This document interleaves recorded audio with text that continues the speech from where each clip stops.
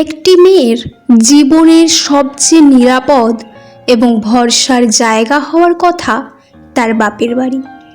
তাই যখন সেই চেনা মানুষেরাই সবচেয়ে বেশি কষ্ট দেয় বা শত্রুভাবাপন্ন আচরণ করে, তখন তা মেনে নেওয়া সত্যিই খুব কঠিন এবং মানসিকভাবে ভীষণ যন্ত্রণাদায়ক।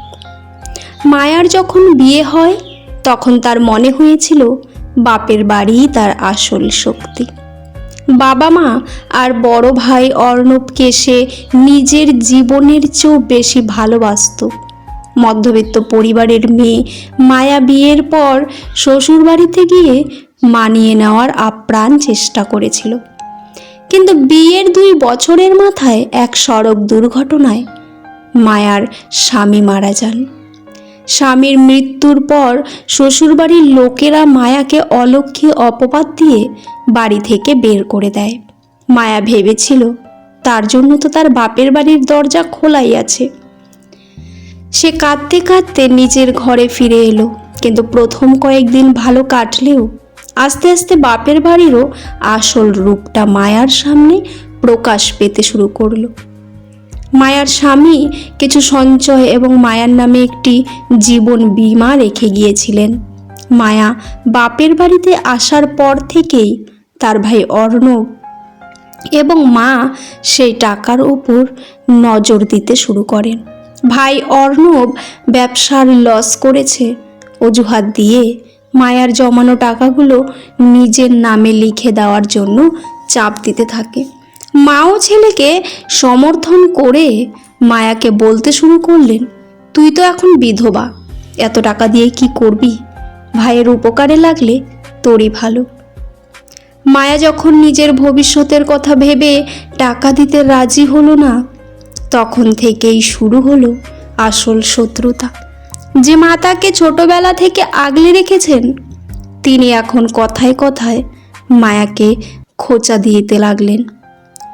সকালে ঘুম থেকে ওঠা থেকে শুরু করে রাত্রে খাওয়া পর্যন্ত মায়াকে শুনতে হতো যে সে বাপের বাড়ির ওপর একটা বোঝা। মায়ার বাবার একটি ছোট্ট বাড়ি ছিল। বাবা মারা যাওয়ার আগে কোনো উইল করে যাননি। মায়া যাতে সেই বাড়ির কোনো অংশ দাবি করতে না পারে, সেই জন্য ভাই আর মা মিলে মায়ার নামে মিথ্যা কলঙ্ক ছড়াতে শুরু করলেন। পাড়ার লোকেদের কাছে বলতে লাগলেন মায়ার স্বভাব চরিত্র ভালো নয়, তাই শ্বশুরবাড়ি তাকে তাড়িয়ে দিয়েছে। মালা বুঝতে পারল বাইরের শত্রুর বিরুদ্ধে লড়াই করা যায়, কিন্তু শত্রুদের চেনা এবং তাদের থেকে বাঁচা খুব কঠিন। একদিন রাতে মায়া পানি খেতে গিয়ে শুনতে পেল তার মা আর তার ভাই ফিসফিস করে কথা বলছেন। ভাই বলছেন মায়াকে এই বাড়িতে বেশি দিন রাখা যাবে না, কোনো রকমে ওর টাকার কাগজগুলো সই করিয়ে নিয়ে ওকে কোনো আশ্রমে বা দূরে কোথাও পাঠিয়ে দিতে হবে, না হলে ও সম্পত্তির ভাগ চাইবে। নিজের জন্মদাত্রী মা যখন সেই কথায় সায় দিয়ে বললেন, হ্যাঁ তুই ঠিকই বলেছিস, ও থাকলে তোর সংসারেই ক্ষতি, তখন মায়ার পায়ের তলা থেকে মাটি সরে গেল।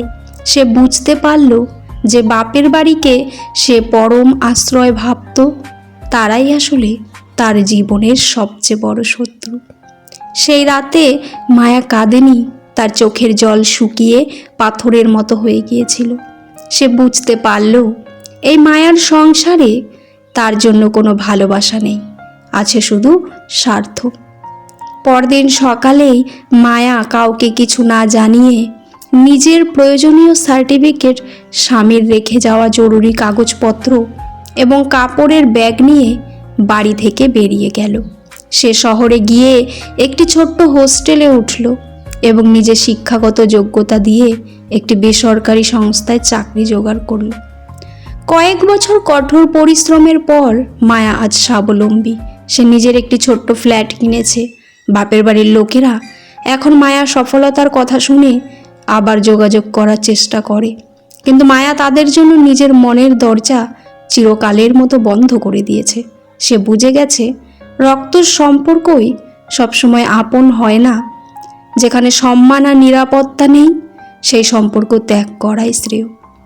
অনেক সময় অতি আপন মানুষেরাও স্বার্থের অন্ধ টানে শত্রুতে পরিণত হতে পারে। এমন পরিস্থিতিতে ভেঙে না পড়ে নিজের পায়ে দাঁড়ানো এবং আত্মসম্মান রক্ষা করাই একজন নারীর সবচেয়ে বড় বুদ্ধিমত্তা। অনেক পরিবারে কন্যা সন্তানকে সম্পত্তির ভাগ দিতে না চাওয়ায় মানসিকতা থাকে। বিয়ের পর বাপের বাড়ির সম্পত্তিতে মেয়ের অধিকার দাবি করাকে কেন্দ্র করে চরম শত্রুতার সৃষ্টি হয়।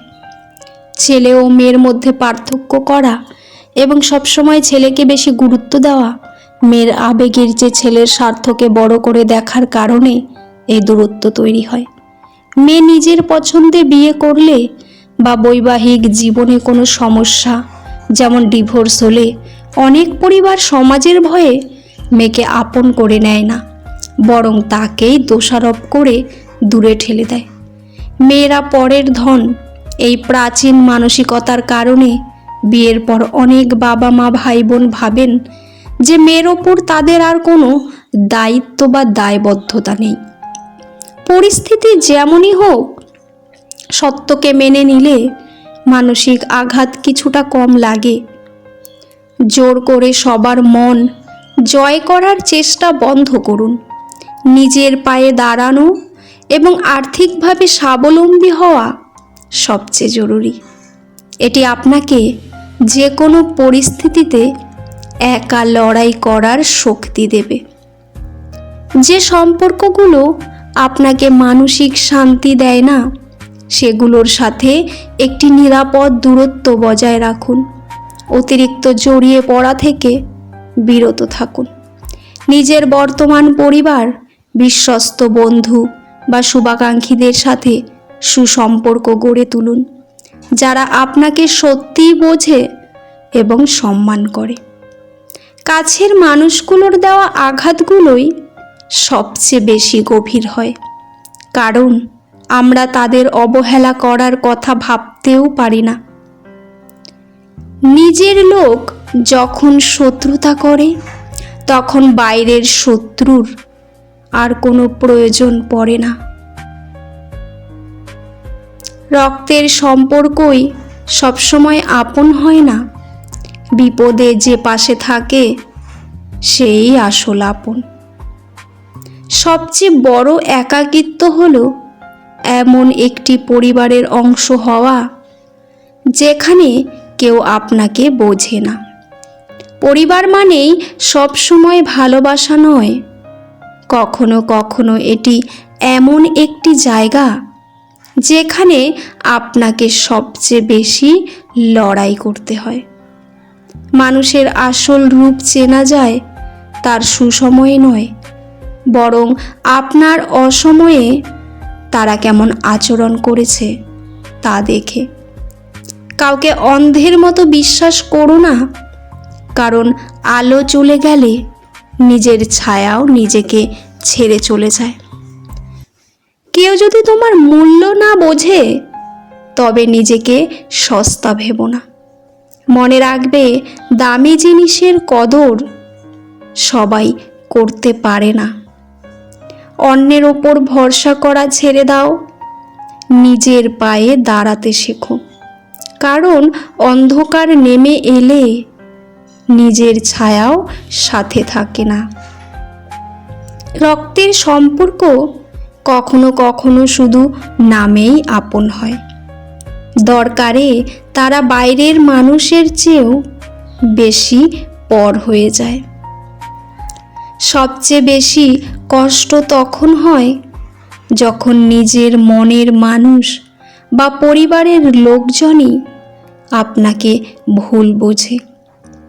বাইরের মানুষের আঘাত গায়ে লাগে না, কিন্তু ঘরের মানুষের অবহেলা সরাসরি কলিজায় গিয়ে আঘাত করে।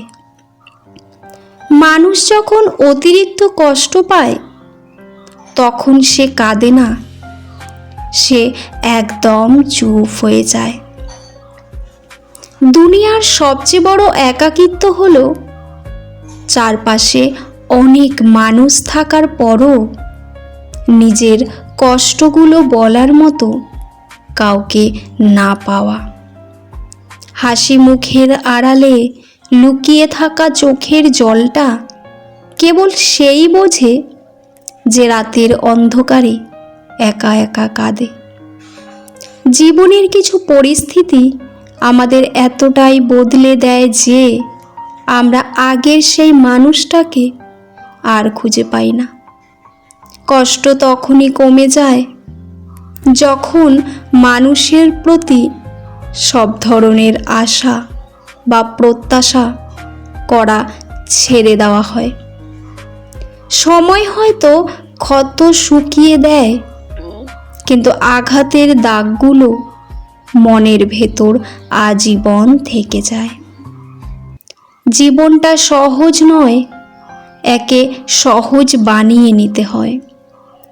কিছু মানুষ সহ্য করে, কিছু জিনিস এড়িয়ে চলে, আর কিছু জিনিস ক্ষমা করে। মানুষের জীবনে এমন সময় আসে যখন নিজেকে বড্ড একা মনে হয়। তখন চোখের জল ছাড়া আর কোনো সঙ্গী থাকে না। সুখ নামের ছোট্ট নৌকাটি দিয়ে কষ্টের মহাসাগর পাড়ি দেওয়া যায় না। তার জন্য ধৈর্যের বড় জাহাজের প্রয়োজন। আপন মানুষের অবহেলা নিয়ে কিছু কথা। সবচেয়ে বড় কষ্ট হলো কারো জন্য ভেতরে ভেতরে মরে যাওয়া, অথচ তাকে সেটা বুঝতে না দেওয়া।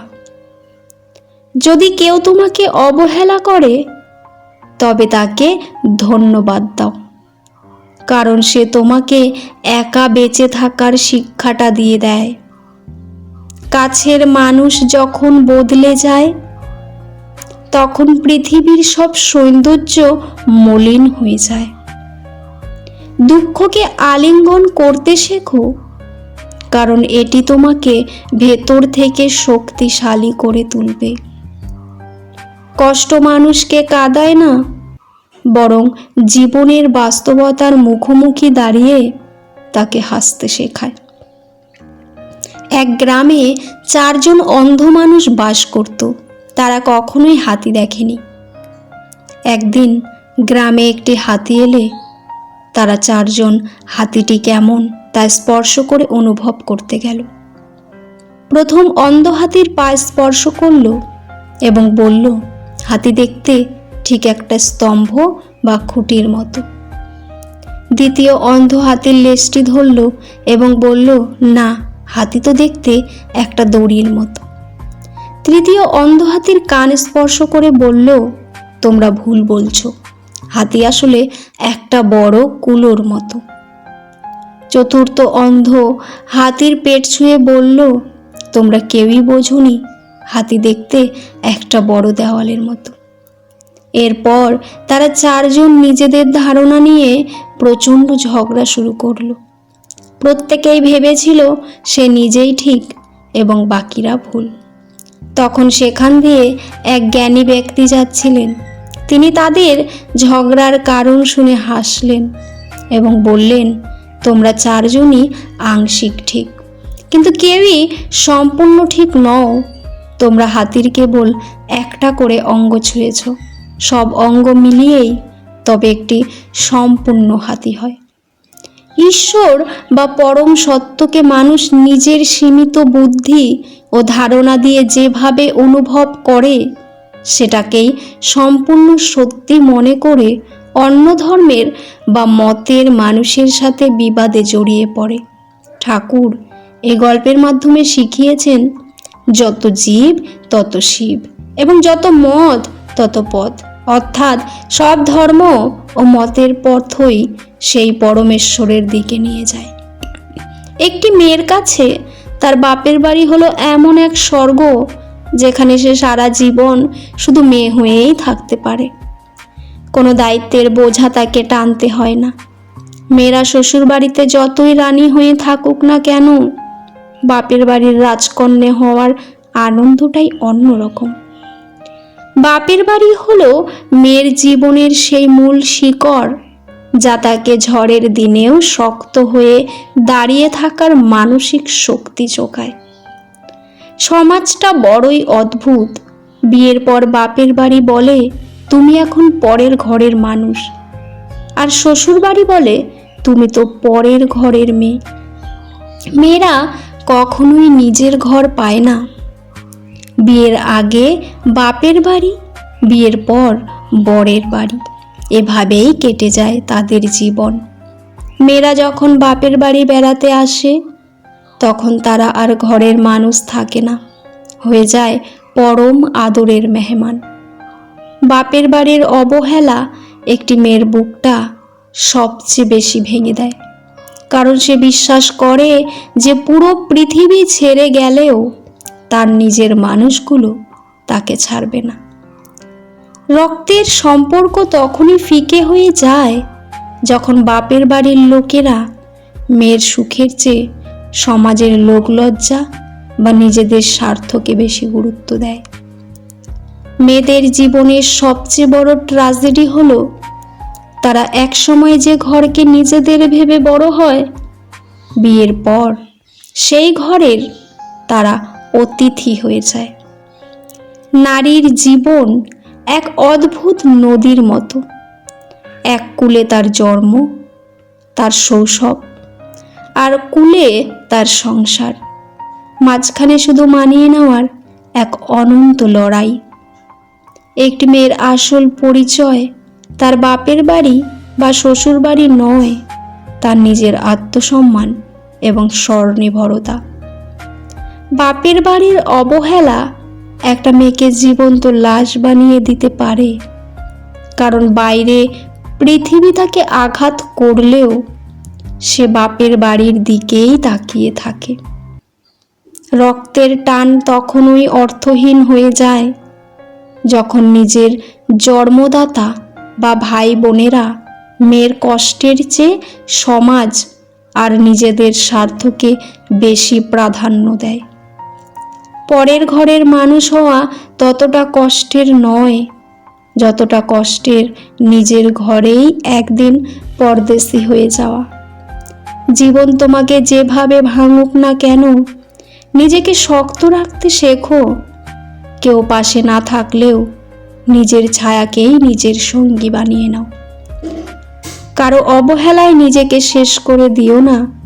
মনে রেখো, তোমার জীবনটা শুধু কারো মেয়ে বা বউ হওয়ার জন্য নয়, তোমার নিজের একটা আকাশ থাকার জন্য। পুরো ভিডিওটি দেখার জন্য আপনাদের অসংখ্য অসংখ্য ধন্যবাদ। ভিডিওর শেষে জয় শ্রীকৃষ্ণ লিখতে ভুলবেন না। ভালো থাকবেন। ধন্যবাদ।